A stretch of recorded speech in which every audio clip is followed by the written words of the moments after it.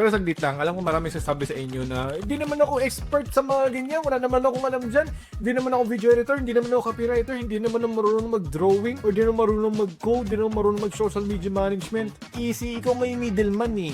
Kapag gagawa ka ba ng barbershop, kailangan mo rin ba marunong gumupit ng buhok? Hindi, syempre. Mag-hire ka ng barbero para doon sa barbershop mo. Yung trabaho mo kasi is kumuha ka ng client na nangangailangan ng tulong, like social media help, content creation, or website work. Hanapin mo yung taong may skill doon para gawin yun para sa'yo. At imamanage mo lang yung dalawa. Ikaw yung taga-unik. Ikaw yung nagbebenta ng service. Pero iba yung nag-fulfill.